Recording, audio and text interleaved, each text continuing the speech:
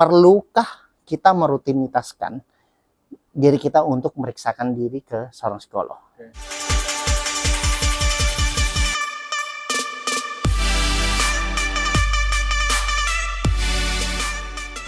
Ramadan telah tiba, airnya ngasur tibalah, ada Sunda Numan, ngobrol semaunya, ngasur, mari tunggu sahur, datang dengan kita, ngobrol semaunya lah. Pam pam param pam pam pam pam pam pam pam param pam pam pam pam pam pam pam. Taranat net net. Capek. Anjir. Memang begitu. Oke, dinamika ya. Sebenarnya kita tadi itu ingin membuat suasananya itu deep, agak-agak redup-redup gimana begitu ya kan? Tapi karena ada satu hal lain yang nggak perlu juga orang dengar sebenarnya. Jadi Aswin Permadi sebenarnya ini masih berhubungan dengan pembahasan episode sebelumnya, yaitu bahas tentang usia. Pertama kita bahas tentang ngasur yang udah 6 tahun, yaitu menjelang SD. Terus di usia 30, bagaimana sih, apakah ada lika-liku atau perubahan apa yang terjadi. Nah ini berhubungan terkait tentang masalah-masalah yang sering terjadi, khususnya di remaja awal, dewasa awal, bahkan tidak sedikit orang yang mendeklar dirinya mengalami masalah mental. Jadi ingin aku pertanyakan, sebenarnya sebagai seorang psikolog menurut Aswin, seberapa penting atau perlukah kita merutinitaskan diri kita untuk meriksakan diri ke seorang psikolog? Boy, kamu dapat kalimat itu dari mana, Boy? Ya, berangkat jadi sebenarnya pertanyaan itu aku dapat dari seorang Panji Pragiwaksono. Jadi dia diinterview salah satu orang, terus dia bicara. Iya, idola dia. Nah, dia temanku katanya, dia idola. Jadi itu berangkat dari Panji Pragiwaksono, dia bilang bahwa psikologi itu kebutuhan kita untuk bertemu psikolog itu sebaiknya 6 bulan. Sama seperti kebutuhan kita untuk sikat gigi, periksaan gigi. Meskipun dalam hatiku, aku sepakat akan hal itu terutama sebagai seorang nakes. Tapi dalam hatiku juga nggak memungkiri bahwa itu hanya diucapkan bagi orang-orang yang mampu.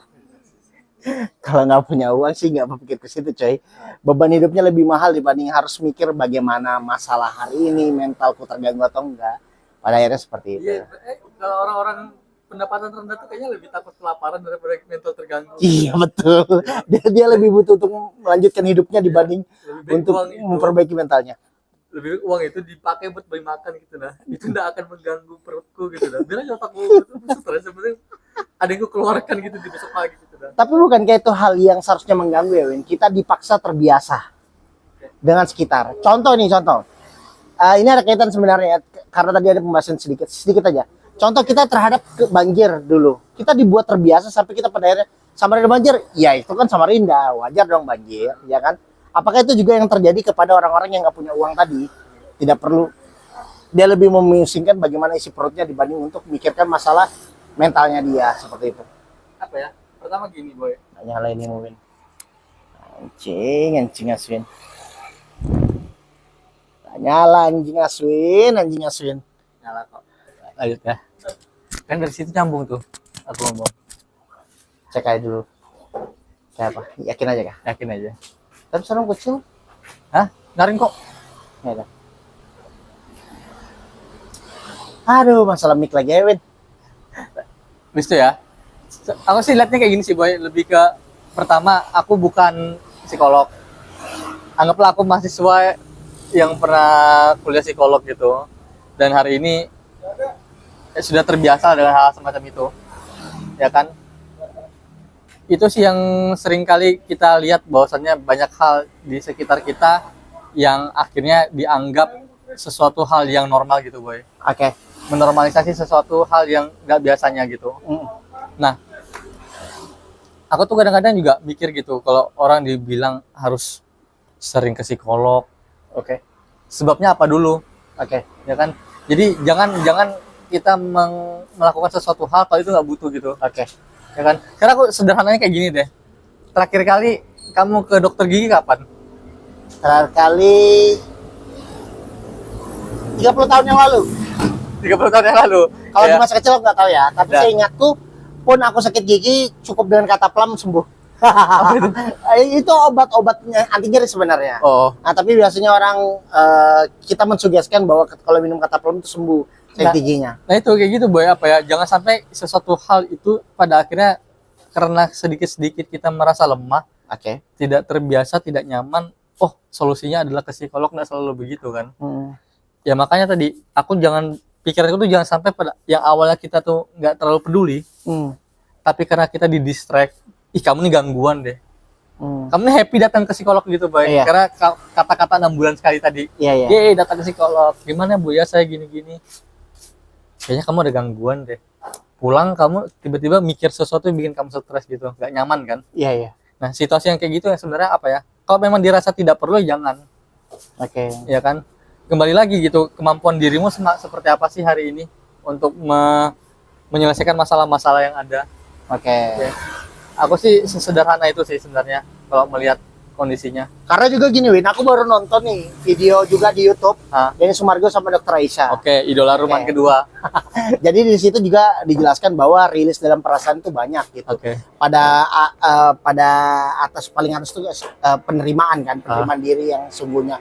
Terus ternyata sepengetahuanku yang aku tahu dulu itu bahwa antara perasaan positif dan negatif itu dua hal yang nggak bisa bersenambungan, dua hal yang terpisahkan. Tapi Oke. ternyata antara perasaan marah, perasaan sombong, perasaan happy, perasaan bahagia, perasaan takut, khawatir itu semua bagian dari runtutan cerita itu.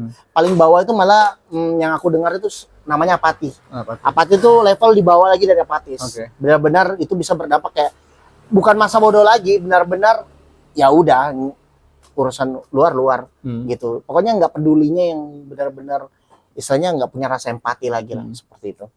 Nah di situ juga aku dapat pelajaran yang berharga gitu bahwa pentingnya kita itu cari teman cerita. Oke. Pentingnya kita itu untuk didengarkan. Bahkan untuk menyikapi bagaimana laki-laki dan perempuan di situ dibedah. Seperti itu. Nah, yang ingin aku bahas lebih dalam itu sebenarnya terkait orang yang sering mendeklar dirinya, Bin. Oke. Dikit merasa masalah mental health, seolah-olah menjadi seorang psikiater atau psikolog yang profesional. Gimana kamu menanggapi itu sebagai orang yang pernah kuliah psikolog? Aku sih kayak gini yang pertama. Kamu dengan ngobrol sama orang tuamu, teman-temanmu atau orang lain, kamu sudah merasa nyaman nggak? Biasanya udah cukup nyaman. Sudah cukup ya. Maksudku berarti ya yang kulihat dari kamu support sistemmu bagus gitu. Iya. Ya, yang memang kupikir ya orang yang betul-betul butuh psikolog itu pada saat dia sudah tidak punya support system lagi, ya. Dia tidak punya support system lagi. Orang-orang sekitarnya sudah tidak peduli, dia juga sudah pusing dengan apa yang dia pikirkan karena nggak ada jalan keluar ya. Silakan datang ke psikolog gitu. Atau yang kedua, karena memang butuh penanganan profesional. Kalau dia ternyata punya indikasi tertentu mengalami gangguan pada dirinya ya silakan aja datang. Tapi kalau dia punya apa ya, kemampuan untuk bisa mengendalikan dirinya dari semua macam situasi yang ada, ya nggak masalah gitu. Nah, tadi pertanyaan Ruhman tentang gimana sih dengan orang-orang yang sering mendeklar. Iya, iya. Kamu banyak nggak kayak gitu, Boy? Nah, kalau aku pribadi sih jujur aja, sebenarnya secara kasus nggak banyak ya, nggak banyak. Cuman memang aku bukan merasa, aku ingin juga ambil bagian dari penyadaran bahwa masalah mental itu bukan hal yang sepele kan. Contoh nih Win, sharing aja. Jadi aku beberapa kali ngisi kelas secara offline, itu aku selalu bahas di akhir terkait tentang pentingnya kesehatan mental, kekuatan mental kita lah, pentingnya the power of mind gitu loh, bagaimana kita berpikir ya kan. Kadang suatu hal yang tidak sebenarnya terjadi di kita itu bisa jadi berdampak implikasinya yang buruk saat kita itu menganggap itu buruk. Tapi kalau kita yakin bahwa sebenarnya ini hanya sebatas ya, masalah biasa lah, juga bisa diatasi. Tapi kan aku nggak bisa memaksakan semua orang sama seperti pikiranku.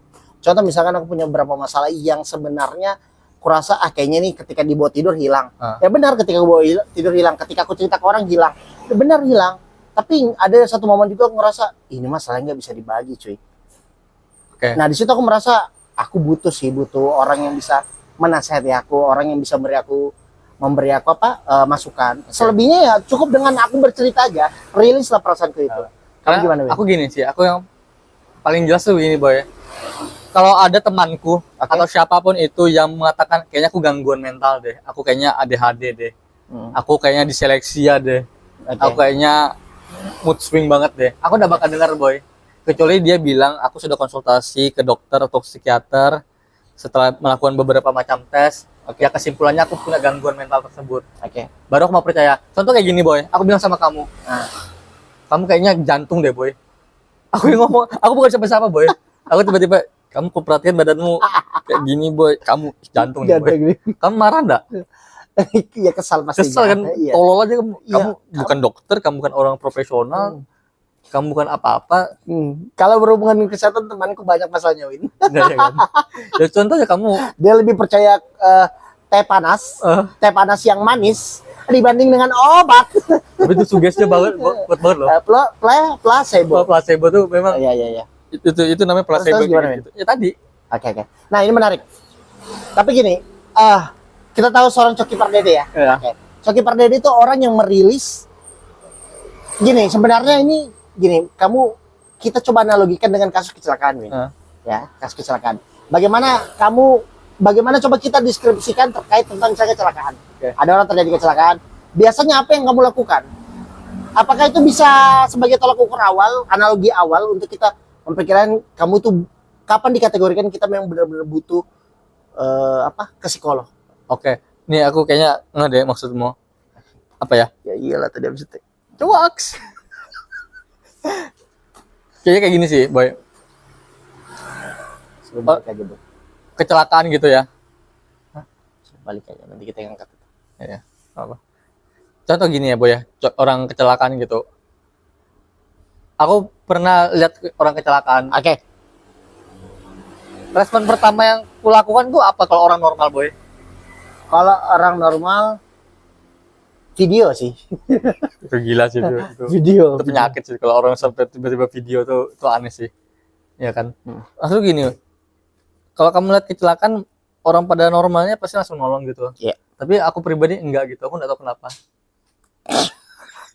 Udah aku Kenapa kamu ketawa dulu? Gimana? Aku butuh waktu boy 5 menit, 5 detik lah, bukan 5 menit, 5 detik untuk memastikan bahwasanya aku perlu datang ke situ atau enggak. Iya. Kenapa ya? Pada saat orang terjadi sesuatu di jalanan, orang di sekitar yang melihat pasti merespon dong. Ya. Kalau itu rame ya. Ya. Aku nggak mau datang ke sana hanya jadi bagian orang yang meribetkan pekerjaan orang yang ingin membantu. Karena bagian dari program penanggulangan bencana dini itu malah akan menimbulkan bencana baru, masalah baru. Iya. Ya kan? Misalkan ada orang cakap tiba-tiba di tengah, tiba-tiba orang lari ke tengah juga tanpa ada yang bertindak untuk mengatur misalnya lalu lintas. Itu juga bisa membahayakan. Misalkan ada mobil yang melaju, motor melaju. Korban yang awalnya 1 jadinya 10 gitu. Yes. Benar. Jadi aku sepakat itu. Cuman kalau aku pribadi lebih memilih melihat dulu. Melihat maksudnya kalau sampai pecah kepalanya kayaknya aku harus pergi deh. Tapi kalau cuman butuh-butuh ini cuma pingsan dan lain-lain, kayaknya aku perlu terlibat. Ya sama kan misalnya kayak orang kebakaran, ada orang kebakaran. Kamu perlu datang ke tempat itu enggak? Nggak perlu. Dengan kamu tidak datang ke situ itu sudah membantu kan? Ya, tidak bahkan membuat macet. ya bahkan dengan orang yang datang-datang itu yang lebih mengganggu daripada kita yang bodoh amat. Padahal bukan bodoh amat. Tapi kalau kita dasarnya memang membantu sebenarnya, datang membantu, itu gimana tuh? Jadi berarti responsnya bagus aja gitu untuk Bagus melihat aja. sebuah situasi dan kondisi. Lebih baik tidak mau menambah masalah dibanding datang hanya untuk meyakinkan bahwa masalah itu benar-benar terjadi ya. Iya. Nah, gini Win, tadi aku kan udah nyinggung tentang Coki ya. Iya. Nah, Coki ini kan dia sering, kita tahu sendiri lah, tweetnya dan lain-lain, dia sering banget atas nama masalah musibah atau apa bencana itu, Iya. dia menjadikan itu hal lelucon gitu. Menurutmu, apakah hal itu dikategorikan hal yang biasa aja atau sebenarnya mungkin dia sebenarnya mengalami masalah mental? Karena aku udah lihat beberapa video dia memang mengakui bahwa memang masalah kayak contohnya di MLI mereka sendiri itu kan rutin untuk ada psikolog datang. Outing. Ya. Nah, untuk mereka dicek ya dan lain-lain, ngobrol dan lain-lain, dan ternyata Coki juga sering merasa bahwa ternyata dia tidak sebenarnya butuh psikolog. Tapi itu kan lagi-lagi yang aku tangkap, bisa jadi keliru. Kalau dari kamu gimana nangkap dia ini? Oke. Kayaknya dari beberapa video yang ada boy, aku tuh juga suka nonton dia gitu. Iya, iya. Dia juga pernah ngomong kok bahwasanya waktu dia di tempat rehab nggak ada, dia minta tolong obat-obatan yang di dalam sana yang berurusan dengan mentalnya dia itu dibawakan. Otomatis memang sebenarnya kalau kita lihat Coki memang butuh itu gitu. Tapi ya tadi banyak orang yang menyalahartikan bahwasannya apa yang dia lakukan itu sesuatu yang normal, Oke. ya kan? Ya harus kita sadar gini, Coki itu begitu karena dia punya gangguan. Ada gangguan lah pada dirinya yang kita nggak tahu apa. Dia pun ngakuin itu. Oke, dia ngakuin ya? Ya dia ngakuin kok, dia memang sering, dia beberapa waktu belakangan waktu itu sering waktu lagi mabuk-mabukan misalnya sama teman-temannya, dia peluk teman, dia suruh tolong peluk aku butuh kasih sayang dan lain sebagainya. Soalnya dia pernah bilang juga kan waktu dia di rehab, katanya dibanding dia dikasih siraman rohani, lebih baik dia dikasih psikolog untuk dengar dia cerita kan. Dia bilang kayak gitu juga. Ya kayak gitu kan. Ya aku tadi apa ya? Tapi Kalau dia maksudnya seorang yang dengan kesadaran mungkin dia menggunakan obat yang dibantu psikiater, di resep psikiater, atau dia sering ke psikolog, tapi punya karakter yang brengsek aja gitu loh. Ya kan, maksudnya batasnya itu kan katanya kan komedinya dia itu batasnya nyali kan. Iya. Kalau kamu masih merasa nyalimu tuh ada di situ, ya udah tabrak aja. Ya tadi sih aku sih apa ya, Boy? Ada aja orang yang mengatasnamakan sesuatu hal untuk menutupi kondisi sebenarnya dia. Tapi ya juga kita terbiasa juga sih ya. Iya. Menurut kita tuh enggak dark jokes. Makanya kalau kamu bilang dark joke sebenarnya dark jokes itu kan baru terdengar itu ya sekitar, kalau bagiku ya 3-4 tahunan lah. 3-4 tahun belakangan ini. Ya. Ya, contoh dari dulu kan kita juga sering, kayaknya kita dari dulu kayaknya ngolokin orang gila juga pernah ada di situasi-situasi itu, Boy. Iya. Harus aku akui, aku pernah juga ngolok-ngolokin orang gila, orang dengan keterbatasan mental, orang-orang kunciin orang kencing. Itu sondak lagi. Ya kayak gitu-gitu kan. Ya kita, kebetulan kita punya teman di sekolah kita yang memang punya sakit gitu ya, cerebral palsy. Iya. Jadi gerak ototnya, gerak tubuhnya tuh nggak berjalan dengan maksimal. Iya. Ya kan, yang menyebabkan dia susah jalan. Iya. Aku bukan selalu ya, aku sering nemanin dia ke WC. Iya. Roman mungkin pernah nemanin Foto-foto, aku pernah foto sama dia. pada foto-foto. Habis itu dia edit sama Doni, dia terbang di awan. Iya, dia tuh sebenarnya nggak bisa jalan gitu kan, susah jalan lah, susah banget, dia harus ya gimana ya, gini-gini kan ada kan. OKB dia kan, Apa tuh? orang kebutuhan khusus. Ya kita OKK itu ya. orang berkebutuhan baru. Kita tuh pernah ada di situasi begitu juga, Boy. Kita tuh menormalisasi itu. Tapi karena ternyata hari ini aku belajar dan ternyata hari ini itu salah. Kalau kita melakukan itu kepada orang yang kita nggak kenal dekat, Iya. Itu jadi masalah kan. Kok aku yakin Sondak tuh di dalam hatinya mungkin sudah mulai terbiasa gitu dengan apa yang dia lihat. Karena mungkin dengan cara itu dia bisa punya teman gitu. Tapi mungkin orang sekitar yang melihat kita, mungkin itu juga brengseknya nih, setan ini, jahatnya gitu nah. Iya, tapi mungkin untuk kita yang benar-benar udah kenal akrab Sondak ini, dan memang Sondak tahu teman-temannya ini bagaimana mulutnya, ya kan, nah makanya lain-lain sikapnya, mungkin dia lebih menerima, bahkan dia tidak marah gitu. Ya makanya mungkin. Ya bentuk pertemanan seperti itu menurutku ya semestinya nggak usah dipublis, nggak usah diposting. Kalau kita lagi ngelawakin tentang dia itu nggak usah diposting. Iya Cukup sih. kita aja yang tahu. Karena juga kan sebenarnya kalau dark jokes sendiri itu banyak yang lebih ngeri sebenarnya. Iya. Ada namanya Bung Rin yang itu bahkan dulu di Metro TV itu dia di cut, dia sensor ya, di beep. Saking ngerinya gitu loh materi-materinya. Bahkan hampir semua para orang yang stand up itu mengakui bahwa memang materinya ngeri-ngeri. Kebetulan aku memang pemerhati stand up comedy, maksudnya pengikut gitu kan. Penikmat maksudnya seperti itu. Makanya banyak yang aku ikutin gitu, mempelajari metode-metode dan lain-lain. Kalau aku coba tarik kembali, Boy, ya, ke pembahasan kita awal tadi, seberapa perlu dan pentingkah kita ke psikolog? Apakah harus jadi sesuatu yang rutin? Iya. Ya, aku sih ke psikolog tuh bukan, menurutku ya, itu bukan kebutuhan utama gitu. Oke. Ya, kalau sandang pangan papanmu tercukupi dan kehidupanmu baik-baik aja gitu, aku pikir kamu nggak perlu untuk mencoba-coba melakukan sesuatu hal yang nggak penting, yang menyebabkan pada akhirnya kamu stres, dan itu berujung kamu ke psikolog gitu. Oke. Itu ya. Kembali ke pembicaraan awal kita tadi. Kalau orang yang hidupnya pas-pasan, dia lebih memilih untuk beli beras kan daripada konsultasi dengan psikolog kan. Iya. Nah, apakah perlu selama kamu punya support system yang bagus, kamu punya keyakinan yang teguh dengan dirimu, Ya. kamu yakin dengan apa yang kamu yakini hari ini itu sesuatu yang benar, aku pikir nggak perlu. Oke. Tapi kalau kamu merasa bahwasanya memang butuh masukan dari orang yang tidak menjustifikasi kamu, tidak memandang kamu secara subjektif, tapi objektif dari apa yang terlihat di dirinya, ya silakan aja gitu. Karena balik kebutuhan orang beda-beda. Iya, iya. Jadi Sepakat sih. jadi jangan kayak apa ya? Aku tuh punya teman boy yang dokter shopping banget. Iya, iya. Ya dia badannya pegel-pegel, gatal-gatal, nggak enak tidur. Berpindah-pindah dokter, mencari alternatif dokter lah Iya, ya banyak ya. Tiba-tiba GERD-nya naik, dia ke dokter ortopedi. Oh, Iya. tulangmu nggak apa-apa kok, aman-aman aja. Oh, Saraf. nanti ke saraf, Hmm. nanti ke penyakit dalam, Hmm. nanti ke paru-paru kerasa sesak, nanti ke SPKK, kulit Oke, kelamin karena oke. gatal-gatal. Yang ya sebenarnya dia tahu dia tuh nggak sakit itu efek samping dari apa yang terjadi di belakangnya dia gitu. Misalnya dia kelahi sama keluarganya, Oke. sama suaminya dan lain sebagainya. Kalau aku kaji sih masuk sih. Kayak misalkan orang stres bisa buat dia GERD-nya naik, terus juga bisa menyebabkan pusing, mual, itu juga aku kaji sebagian nakes memang masuk sih. Nah iya kan kayak gitu-gitu. Jadi ya apa ya? Konklusinya apa ini, Win? Konklusinya ya kembali ke awal gitu. Kalau perlu datang, kalau enggak jangan. Oke. Dan jangan terlalu lemah dengan kondisi diri kita. Walaupun ini pasti kontroversi sih. Ya, Iya, akan selalu ada perspektif yang berbeda bahwasanya enggak begitu semestinya. Kalau lemah ya datang gitu. iya. Menurutku sih ikuti aja dulu semua aturan. Kamu juga kayak gitu kan, jadi perawat kan. Iya. Kamu ngasih tahu pasienmu, Bu, jangan dulu ya 3 minggu Iya, begini nanti kita 3 minggu lagi datang. Kalau ternyata kita lihat perkembangannya, kalau ternyata dia tidak melakukan itu, berarti memang ada yang salah dengan orang itu kan. Iya.